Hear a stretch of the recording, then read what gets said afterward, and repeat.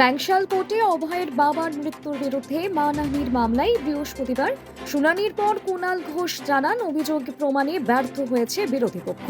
উল্টে আদালতের কাছে নিজের বক্তব্যের ভিডিও প্রমাণ চান তারা। কুণালের দাবি এটি রণভঙ্গ ও সময় ক্ষেপণের কৌশল।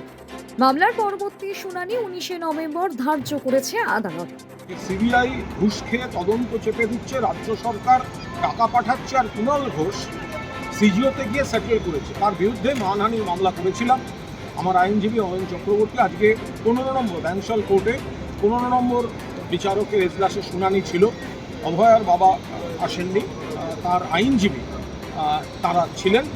সবচেয়ে বড় কথা, আজকের এই শুনানির যে নির্যাস সেটা হচ্ছে এই অভিযোগের সমর্থনে প্রমাণ দেওয়ার বদলে পিছিয়ে গেলেন। এ তো রণভঙ্গ দেয়া।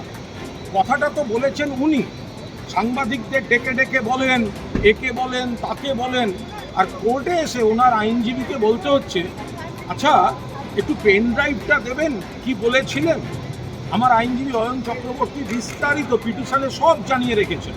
তারপরেও সময় নষ্টর জন্য একবার যেগুলো উনি বলছেন আমি এই প্রমাণ দিতে পারি, অমুক দিতে পারি, সেটা দেওয়ার তো হিম্মত হলো না।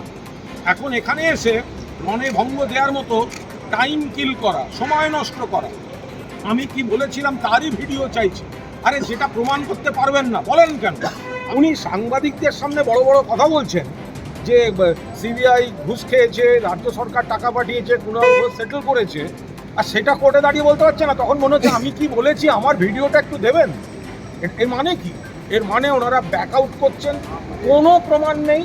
আজকের শুনানিতে ওনাদের এই রক্ষণাত্মক এবং সময় নষ্ট করার কৌশলে প্রমাণিত, যা বলেছেন তা মিথ্যা কথা বলেছেন। আজ না হলে কাল সেটা ধরা পড়বে।